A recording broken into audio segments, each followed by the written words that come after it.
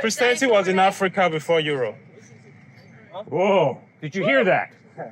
Christianity was in Africa before Europe. Yeah, like Ethiopia. Go ahead, keep going, brother. The Ethiopian Bible is older than the King James And thank Bible. you. That's exactly right. The argument that Christianity is not a European religion. Man, you're awesome.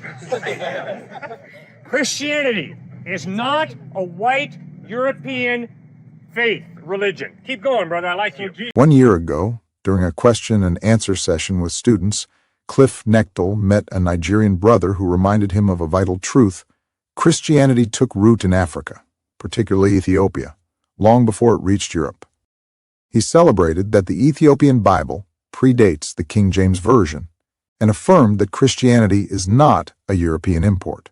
Fast forward a year, and Cliffe faced Deacon Mihret Melaku of the Ethiopian Orthodox Tewahedo Church, a living witness to an unbroken apostolic tradition stretching back to the Old Testament. In Acts 8:30-38, the Ethiopian eunuch, already engaged with the book of Isaiah, encounters Philip, receives instruction in the gospel, and is baptized on the road from Jerusalem to Gaza. This event highlights early religious connections between Ethiopia and Jerusalem and shows that Ethiopian engagement with Scripture predates the New Testament's compilation. For over 2,000 years, the Ethiopian Orthodox Tewahedo Church has faithfully preserved the apostolic teachings, from sacramental life and liturgical worship to patristic writings and monastic discipline. Yet, despite Cliffe's acknowledgement of Africa's foundational role in Christian history, he struggled to accept these ancient doctrines, especially on baptism and the Eucharist, which the Ethiopian Church proclaims as the real presence of Christ, not merely symbolic. What does it mean for the gospel that the first recorded African convert was baptized directly by an apostle? How do the early church fathers' teachings support these sacraments? Share your thoughts on baptism, the real presence in the Eucharist, and the role of apostolic tradition in shaping authentic Christian faith. So you don't think there's any correlation between colonized populations and their beliefs coinciding with the beliefs of the colonizer? I can promise you, a lot of white missionaries did tell Africans about Jesus. That is correct. And those Africans responded in faith. But those same Africans that accepted Christ reject American materialism, American secularism, because they know the spiritual is real, and they know that America and the West is spiritually bankrupt.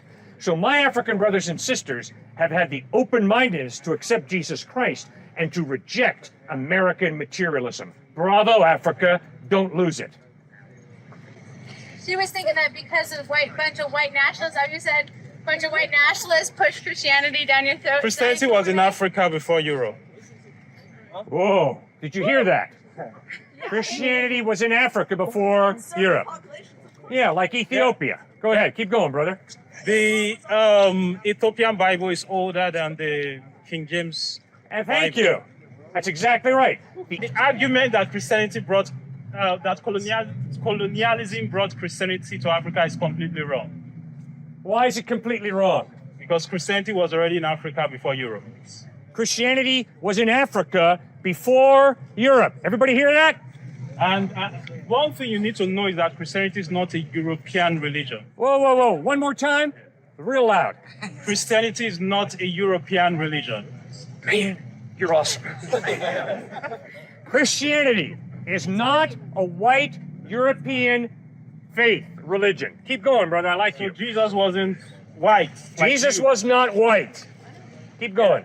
So he looked more like, the Jews. He was a Jewish man, right? So he was kind of brown.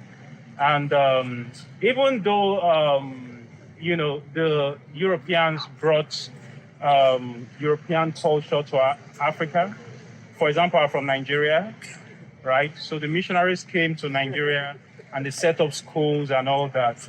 So one thing you need to ask yourself is, why did the people there choose to accept this religion?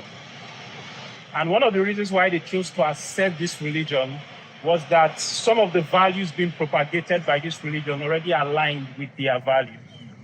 So for example, the Igbo people we call they had names that they would call God, right? The Yorubas, they had names that they would call God. So they had a framework for these things already, right? So the Europeans came in and they brought the Christian religion, and immediately these people accepted it. Now, the missionaries came before the colonial masters came.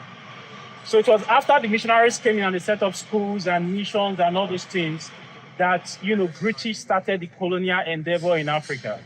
So Christianity already had a strong foundation in Africa, even before the British came in with colonialism, the French came in with assimilation, and the British came in with the principle of association.